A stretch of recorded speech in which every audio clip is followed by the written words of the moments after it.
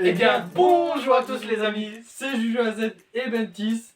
Et aujourd'hui, on va vous parler de notre licence de jeu préférée. On veut bel et bien évidemment parler de The Legend of Zelda. Entre l'histoire, le gameplay, les énigmes, les donjons, les quêtes annexes, on ne s'ennuie jamais, les possibilités sont infinies. Pour commencer cette vidéo, on va vous parler d'abord des premiers des jeux, The Legend of Zelda. Link, seulement fait de pixels à cette époque, explore Hyrule, qui a été inspiré par les environnements que le créateur Shigeru Miyamoto explorait dans sa jeunesse. On y retrouve déjà quelques objets connus, comme l'épée, l'arc ou encore le bouclier.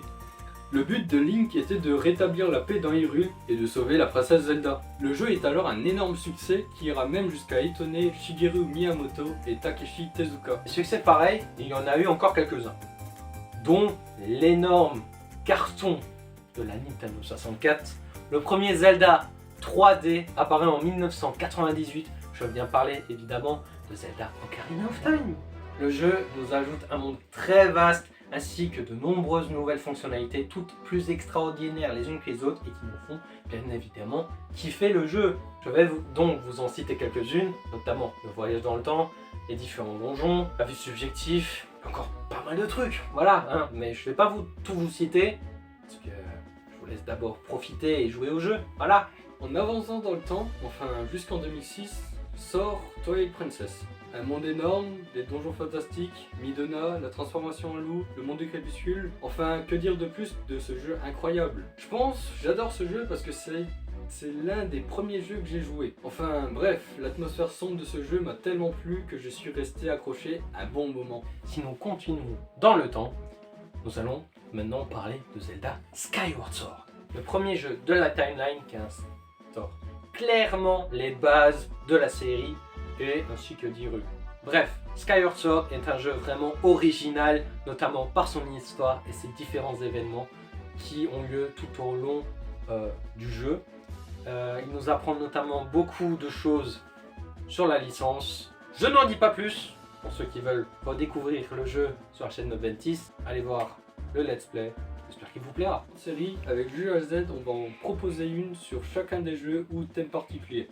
Bien sûr, on en parlera dans une autre vidéo. Bref, partons en mer et allons explorer l'Hyrule des flots avec Zelda Wind Waker. Une nouvelle ambiance s'installe avec l'océan à explorer après le saut de Ganon. Les habitants d'Hyrule rejoignent les auteurs du royaume alors que les sages, eux, invoquent les pouvoirs divins et inondent le royaume avec Ganondorf. Ça, c'est l'histoire qui nous est contée avant le début du jeu. L'histoire que l'on vit, elle est plus classique. Je m'explique. Dans la plupart des jeux, on va jouer la réincarnation du héros. Ça veut dire le Link de Skyward Sword. Une menace fait alors son retour, soit Ganon, soit Ganondorf. On doit retrouver la Triforce et sauver la princesse Zelda. Avec tous ces éléments réunis, on va pouvoir à nouveau sceller Ganon ou Ganondorf. Pour terminer cette course au temps, on va maintenant parler de l'arc Breath of the Wild, Tears of the Kingdom.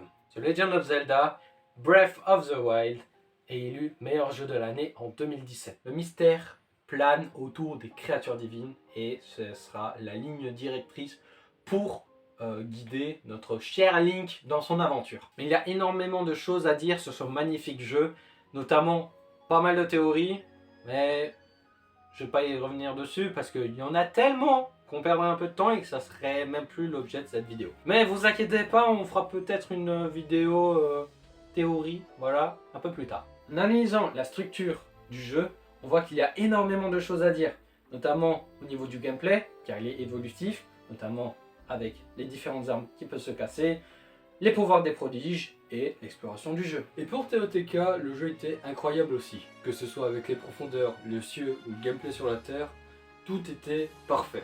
Pour ceux qui n'auraient pas encore joué, qu'est-ce que vous attendez en fait? Et du gros de l'iceberg de Zelda.